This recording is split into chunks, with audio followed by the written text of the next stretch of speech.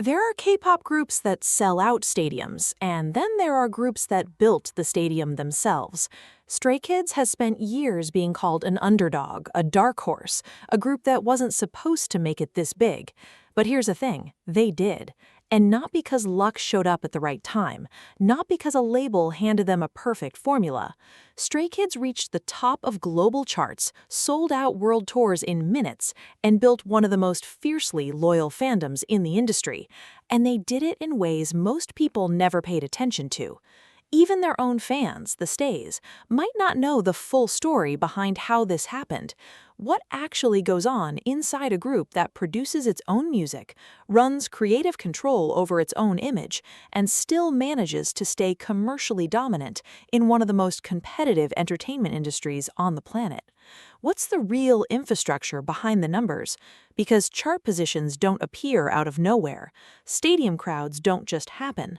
There are decisions, systems, and choices made long before the spotlight hits, and 8 of them changed everything. So which secret matters most? Number 8. The unit inside the group, 3 Racha. Before Stray Kids ever performed on a stage, before the debut showcase, before the survival show, 3 of its members were already building something in the background that would eventually become the backbone of the entire group's identity.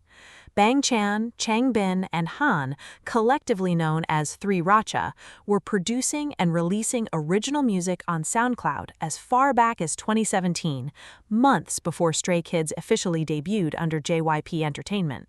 That's not a small detail. That's a signal. Most idol groups debut with songs written entirely by external composers and professional producers hired by the label.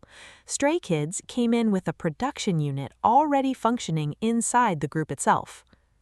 Bang Chan had been a JYP trainee for roughly 7 years before debut, a timeline that's long, even by industry standards.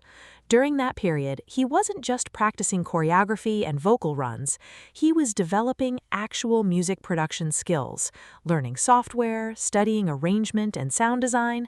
By the time the Stray Kids survival show aired in 2017, 3 Racha already had a catalog sitting on SoundCloud, tracks they had written, produced, and uploaded themselves, with zero label promotion behind them. Songs like Mirror and Levanter's predecessors showed a level of craft that didn't sound like trainees testing the water. They sounded like people who had already decided what kind of artists they were going to be. What makes this significant isn't just the quality, it's the volume and consistency. Across Stray Kids' official discography, Bang Chan, Han, and Changbin hold production and songwriting credits on the overwhelming majority of the group's releases. Their 2022 album Ordinary and the single Miro, which became one of their breakthrough tracks, were driven heavily by in-house production. Their album Go Live from 2020, considered by many music journalists as a turning point in their artistic direction, was again built substantially from within. This isn't a case of an idol group occasionally co-writing a B-track and being credited for marketing purposes. The fingerprints of 3 Racha are on the architecture of nearly every major Stray Kids project. The commercial and artistic payoff of this structure is hard to overstate. When a group owns its creative voice, 2 things happen simultaneously.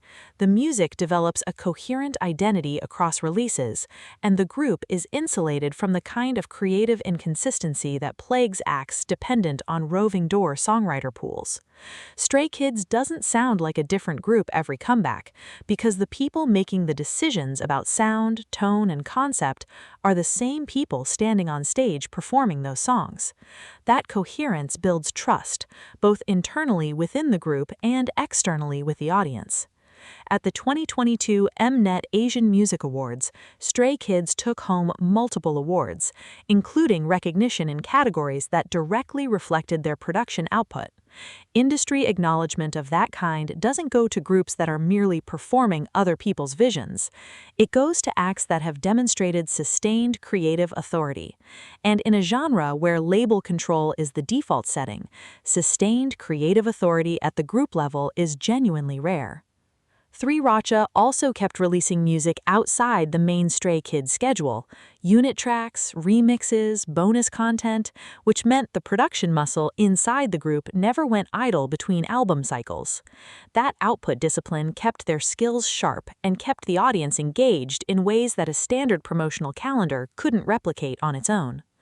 The SoundCloud account that started before debut is still there. The early tracks are still accessible.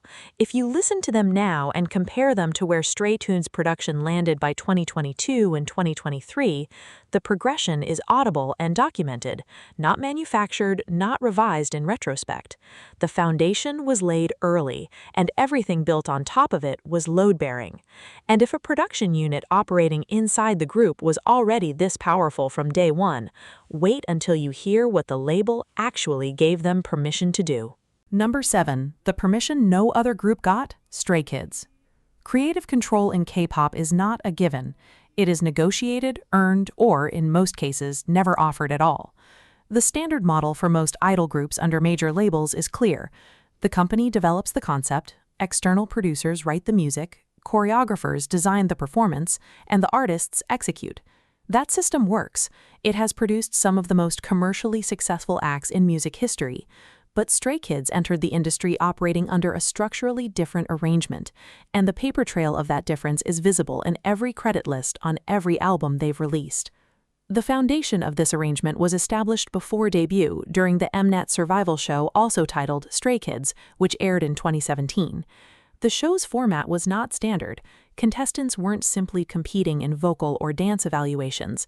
They were regularly required to write, compose, and present original music directly to Park Jin-young, the founder and chief creative director of JYP Entertainment, and survive elimination based partly on the quality of that original work. This is documented across the aired episodes. The members who made it through weren't just the best performers. They were the ones who demonstrated they could actually make music, not just deliver it. Bang Chan passed JYP's assessment of his production and songwriting during that process. Han Ji-sung, who was one of the youngest contestants, was evaluated on his lyrics and composition. Changbin demonstrated his rap writing. What the survival show functioned as, whether intentionally or not, was a pre-debut audition for creative capability, not just stage presence. The group that eventually debuted in March 2018 was, by its structure, a group of people who had already proven to the label that they could generate original content. That proof became the basis for a working arrangement that has remained consistent throughout their career. The evidence of that arrangement is in the credits, across Stray Kids' discography from their debut EP Mixtape released in January 2018 through their later full-length albums including No Easy in 2021 and Maxident in 2022, Bang Chan, Han, and Changbin appear as credited producers and lyricists on the vast majority of tracks. This isn't selective or occasional, it is systematic.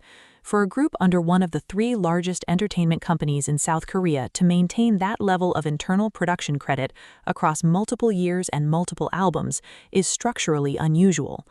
Most groups under similar label infrastructures have far lower rates of internal creative contribution to their official discography.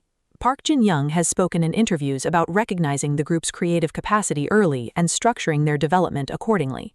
The label's decision to allow that internal production pipeline to function, rather than override it with the standard external composer model, was a calculated bet, and the return on that bet is measurable.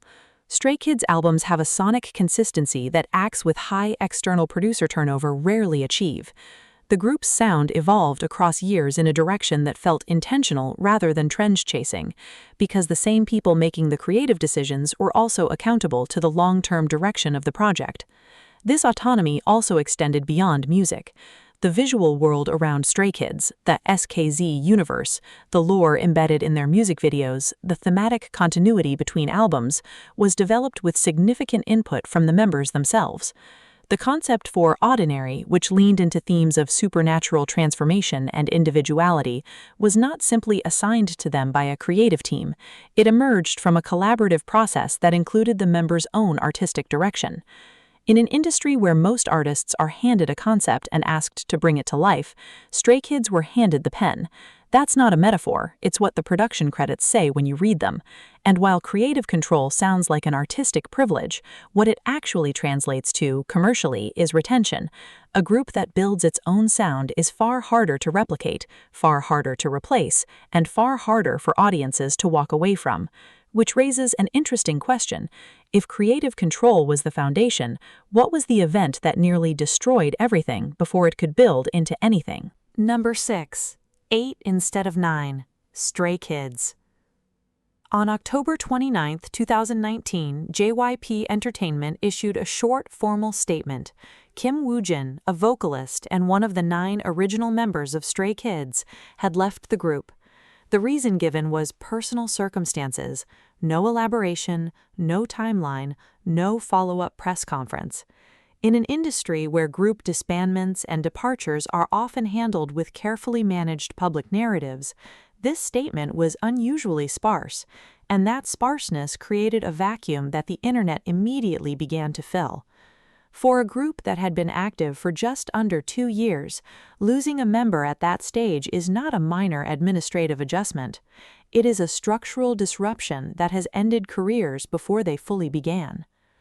To understand the weight of that moment, it helps to understand where Stray Kids actually stood in October 2019. They had released their first full Korean studio album, Clay 1 Miro, in March of that year, and the title track, Miro, had performed well, better than most of their previous releases, well enough to signal genuine upward momentum. But they were still building. They hadn't crossed into the tier of groups with guaranteed sold-out tours or consistent chart dominance. They were in the fragile middle phase of an idol group's career, past the debut uncertainty, not yet at the consolidation point.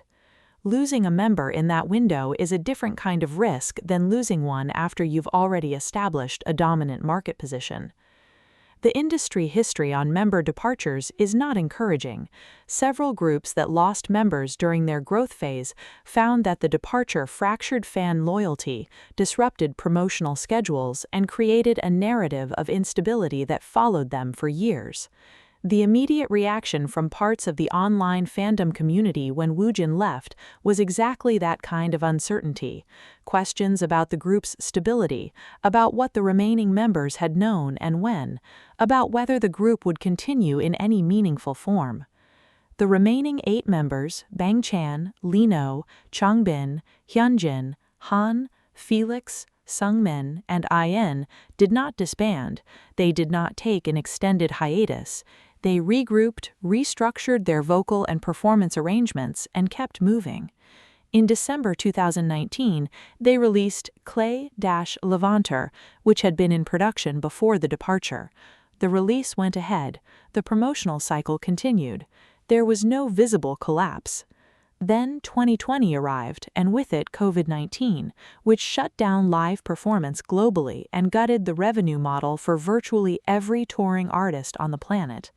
Stray Kids had now absorbed a member departure and a global pandemic within months of each other. Both events hit during the same fragile window of their career development. In June 2020, they released the mini-album Go Live with the title track God's Menu. It was a harder-edged, self-assured record, produced largely in-house by 3 Racha, that performed at a level above anything they had released before. God's Menu became a fan and chart breakthrough. The album Go Live entered the Billboard 200, a milestone that marked real international commercial traction. At the 2020 Mnet Asian Music Awards that November, Stray Kids won their first Daesong, the grand prize, the highest honor at one of K-pop's most prestigious annual ceremonies. A Daesong is not a rookie award. It is given to artists who have demonstrated dominance at the industry level for that year. The 8-member group that the internet had questioned 18 months ago walked off that stage with the biggest award in the room. The departure of Woojin did not break them, the pandemic did not break them, and the argument can be made, and often is by people who track the chronology carefully, that the pressure of those consecutive disruptions accelerated rather than slowed the group's internal cohesion. Groups that survive real structural stress without fracturing tend to come out of it with a shared sense of identity that is more durable than groups that had smooth early runs. Whether that's what happened inside Stray Kids is a question only they can answer, but the timeline is documented, and the next number on this list explains exactly how they kept the audience connected when the entire world went quiet. Number 5. The Pandemic Broadcast System. Stray Kids. When the live music industry collapsed in early 2020 due to the global pandemic, artists around the world were forced to adapt to a reality without physical concerts, fan meetings, or traditional promotional tours. For K-pop groups whose revenue and fan retention models relied heavily on in-person interactions, this shutdown was an existential threat. But Stray Kids managed to achieve their largest period of international growth during this exact window of isolation. The core engine of this growth was not a highly produced marketing campaign, but a simple, low-tech weekly live stream called Chan's Room, hosted by the group's leader, Bang Chan. Starting in late 2018 and continuing through the pandemic years, this broadcast ran for over 150 episodes, establishing a level of direct, consistent communication that was virtually unprecedented for a major label artist. Every weekend, Bang Chan would stream from a basic office chair in a JYP studio, often wearing simple black hoodies, speaking directly to the camera in English, Korean, and Japanese. The format was deliberately unpolished. He played music sent by fans, discussed his own creative struggles, shared details about the other members' daily lives, and offered low-key advice to viewers. This was not the typical highly scripted public relations content common in the industry. It was a raw, unfiltered weekly check-in that lasted anywhere from 40 minutes to 2 hours. During a period when millions of young people were confined to their homes under lockdowns, Chan's Room functioned as a consistent social anchor, creating a deep sense of shared community and mutual support between the group and its audience. The metrics reflect this impact, as viewership grew from tens of thousands of live viewers to millions of concurrent watchers per episode by 2021, driving massive traffic to the group's official channels and translating directly into album sales. While other groups struggled to maintain visibility with occasional pre-recorded videos, Stray Kids maintained a constant, real-time presence in their fans' lives, building a level of brand loyalty that other agencies could not replicate with millions of dollars in advertising. The broadcast also served as a unique platform for music discovery, where Bang Chan would play and analyze tracks from other artists, breaking down traditional competitive barriers and earning respect from the wider music community. This constant dialogue demystified the group, transforming them from distant, manufactured celebrities into accessible creators who were experiencing the same global anxieties as their audience. By the time physical touring became possible again in 2022, the fanbase had expanded exponentially, hungry to see the group live after years of virtual connection. The success of this strategy proved that in a digital-first music market, raw consistency and emotional authenticity are far more valuable than polished, corporate-filtered perfection. But keeping fans engaged online was only half the battle. The group still had to prove they could outperform their peers on a competitive stage, which set the scene for a televised showdown that would change their status forever. Number 4. The Televised Showdown. Stray Kids. In April 2021, Stray Kids entered a high-stakes arena by participating in Mnet's reality competition show, Kingdom Legendary War. They were pitted against 5 other prominent boy groups, including industry veterans like Kpop and iKON, as well as contemporaries like The Boys and ATEEZ. For an established group with a growing international profile, entering a televised competition is a double-edged sword. A loss or a mediocre performance can stall career momentum, while a win requires exhausting weeks of preparation, arrangement, and rehearsal alongside their regular comeback schedules. Stray Kids did not merely participate, they treated the show as a laboratory to showcase their self-producing capabilities on a mainstream broadcast. Rather than relying on external directors to structure their stages, the members took direct control of their musical arrangements and performance themes. Bang Chan worked extensively on redesigning the group's existing tracks, mashups, and covers, infusing them with complex orchestral and theatrical elements. A primary example was their mashup of God's Menu and Side Effects, which incorporated motifs from Antonin Dvorak's Symphony No. 9, transforming a modern electronic track into a classical-infused theatrical narrative. Another performance featured a cinematic cover of Blackpink's Do Do Do Do Do, inspired by the film Deadpool, which combined heavy rock elements, comic book visual pacing, and precise prop choreography. The performance went viral beyond the typical K-pop ecosystem, catching the attention of Deadpool actor Ryan Reynolds, who publicly praised the group on social media and initiated a public friendship with Bang Chan. This unexpected crossover validation illustrated how Stray Kids' creative concepts were broad enough to engage audiences completely outside the traditional K-pop space. The preparation for these weekly stages was grueling, requiring the members to balance late-night production sessions with intensive physical training, all under the scrutiny of industry judges and global fan voting. The emotional stakes were high, as the show occurred during a period when the group was under intense pressure to solidify their status as the definitive leaders of their generation. When the final scores were tallied in June 2021, Stray Kids won first place overall, claiming the show's crown. The victory was a turning point that validated their self-producing model under direct competitive pressure, proving that their music could win over both critical panels and massive public voting blocks. The immediate commercial aftermath was measurable. Their first release after the show, the studio album No Easy, sold over 1 million copies, making it the first million-selling album in JYP Entertainment's history and cementing Stray Kids' transition from rising contenders to industry giants. This victory also reshaped the internal confidence of the members, showing them that their unconventional style was not a liability, but their greatest strength. Yet as their sales figures and global profile reached unprecedented heights, the group faced a growing wave of criticism from industry traditionalists who dismissed their experimental, beat-heavy sound as nothing more than unpolished noise, a critique that the group decided to weaponize in the most literal way possible. Number 3. Weaponizing the noise label. Stray Kids. From their early releases, Stray Kids faced a persistent critique from K-pop traditionalists and music critics. Their music was too loud. Songs like Miro with its aggressive EDM drops and Side Effects with its industrial psytrance beats were frequently dismissed as noise music, a derogatory term used in the domestic industry to describe tracks that favored heavy percussion, experimental structures, and intense vocal deliveries over traditional radio-friendly pop melodies.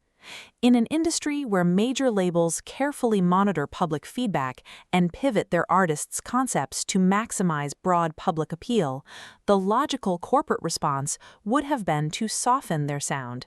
Instead, the members chose to do the exact opposite. They took the insult, embraced it, and turned it into the central theme of their brand. This commitment was first tested during the preparation for their 2020 album Go Live, when the label had already finalized a different, safer track to be the lead single. At the last minute, 3RACHA presented God's Menu, an aggressive, industrial-sounding track that compared their music to a spicy kitchen menu. Recognizing the raw power of the song, the group fought the agency to switch the title track, risking their comeback on an unproven sound. The culmination of this defiant strategy came with their August 2021 studio album, which they cheekily titled No Easy, a direct bilingual wordplay combining the English words noisy and no easy. The album's title track, Thunderous, known in Korean as Sorikun, was a direct response to their critics. The term sorikun historically refers to a traditional Korean singer of pansori, but Stray Kids used the word sori, meaning sound or noise, to declare themselves as singers who make noise with absolute authority. Musically, the track did not compromise. It blended heavy hip-hop beats and aggressive brass with traditional Korean wind and percussion instruments like the taepyangso and kwangwari, creating a dense, explosive wall of sound. The song's lyrics openly mocked those who criticized their output, telling naysayers to spit it out if they didn't like the noise. The gamble paid off on a massive scale. No Easy did not just survive the criticism, it became the first album by a JYP Entertainment artist to surpass 1 million copies sold, proving that their sonic signature had a massive, commercially viable global audience. By refusing to adapt to the mainstream, Stray Kids redefined the boundaries of what K-pop production could sound like, inspiring a shift in the wider industry towards heavier, more experimental production styles. The emotional resonance of this victory was profound for the fandom, as it showed that the group's success was achieved on their own terms without sacrificing their musical identity to fit a pre-existing corporate mold. This defiance built a fortress around their identity, transforming noise from a criticism into a badge of honor that united their global audience. However, this level of creative unity and resistance to corporate pressure was only possible because of how the group was formed in the first place, a process that broke JYP's oldest casting rules. Number 2. The hand-picked lineup. Stray Kids. In the standard K-pop training system, groups are assembled by a corporate committee of casting directors, trainers, and executives who match trainees based on visual harmony, vocal balance, and age demographics. The trainees themselves have no say in who their bandmates will be, but Stray Kids was formed through a complete inversion of this industry standard. JYP Entertainment's founder Park Jin-young bypassed the traditional casting department and handed the responsibility of assembling the group entirely to Bang Chan. Having spent 7 years as a trainee at the agency, Bang Chan had watched dozens of trainees come and go, giving him a unique ground-level perspective on the work ethic, character, and musical compatibility of everyone in the system.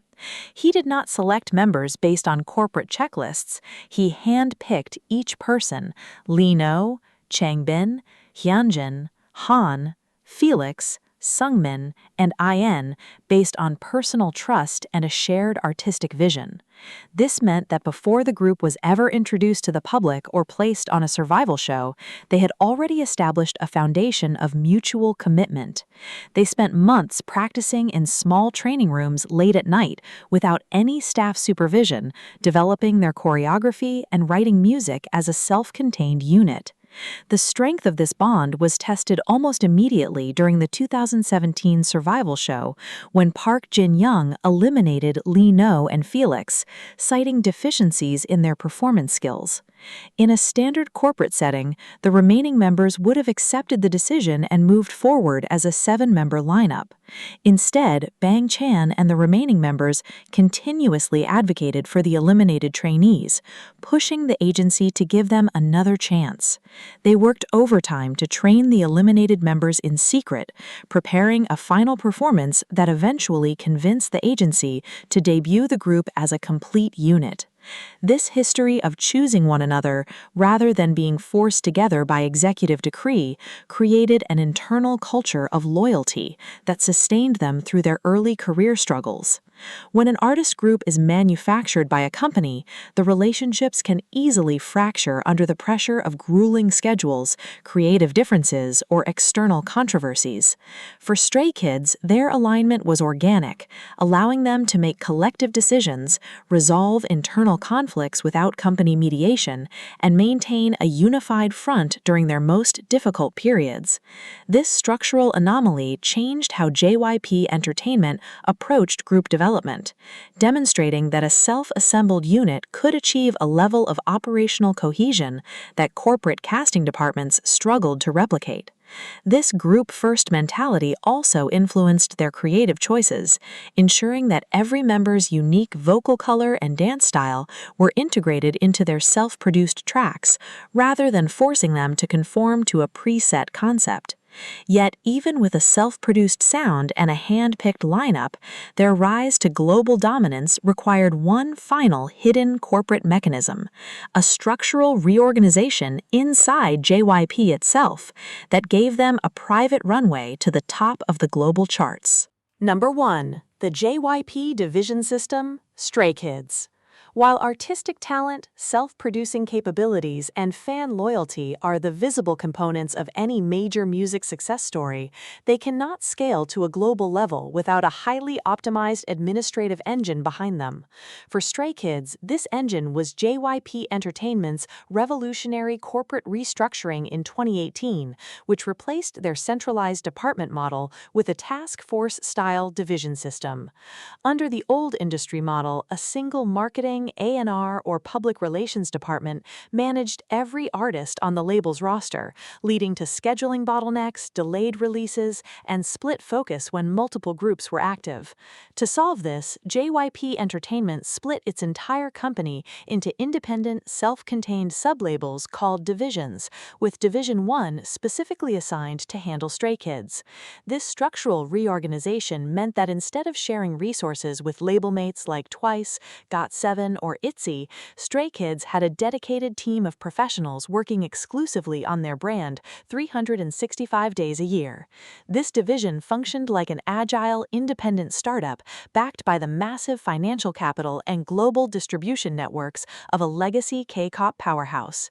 The operational efficiency of this setup allowed the group to maintain an incredibly high and consistent output of music and video content that would have been administratively impossible under a centralized system. In their first 3 years alone, they released over 10 EPs, studio albums, and physical mixtapes, constantly keeping their global audience engaged and never allowing their momentum to stall.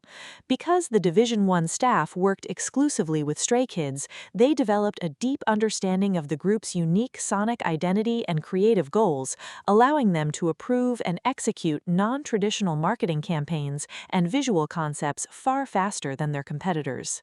The A&R team within this division acted as a strategic partner rather than a corporate gatekeeper, facilitating 3ROCH's experimental decisions and helping them secure high-profile collaborations with international producers and artists like Alesso, Charlie Puth, and Lil Durk.